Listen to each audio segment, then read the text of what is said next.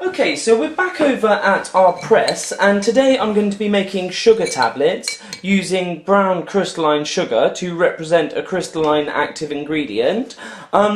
You could also use a powdered active ingredient like caffeine powder or vitamin C or vitamin D, but a lot of my customers tend to ask me about crystalline substances, so I thought I'd make this video using that. I've added a couple of spoons into the top of the chute, and what we're going to do is we're going to hand crank out between 10 or 20 tablets so that we can get an average weight of the tablet of pure active ingredient. Now, the reason why we're not going to use the motor to do this is because we don't know how the active ingredient will react in the dye. Whereas we know that the microcrystalline cellulose will compact, we can't guarantee that with something like brown sugar. So to avoid damage to the machine, we're going to hand crank out each one of the 10. And we're also not going to worry about whether or not the tablet falls apart on ejection, because it's got no binding agent in there, so the chances are it'll come out very loose or it'll only just be held together, but hopefully with a slow handheld crank we should be able to get out 10 to 20 reasonable tablets.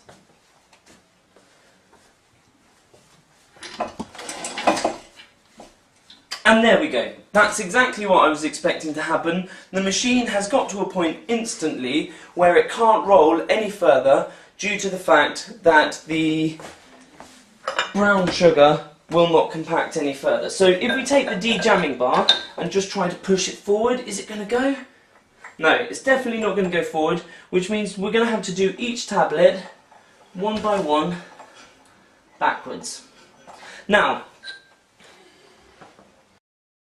hello and welcome to London Fashion Art's tutorial on what to do if your TDP series jams. Now, I've actually deliberately gone out today and jammed my TDP series. I was making the video on how to construct a good mix, which you can also find on my YouTube account or through my website, and I put brown sugar inside, and brown sugar doesn't compact the way that we like it to, so my TDP has now actually completely jammed.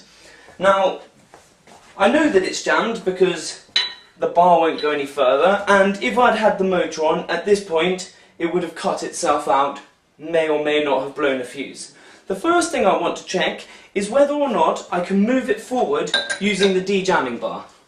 So in this case, no, there is no way that that brown sugar is going to let me complete an entire cycle so that it can be ejected up and out of the die.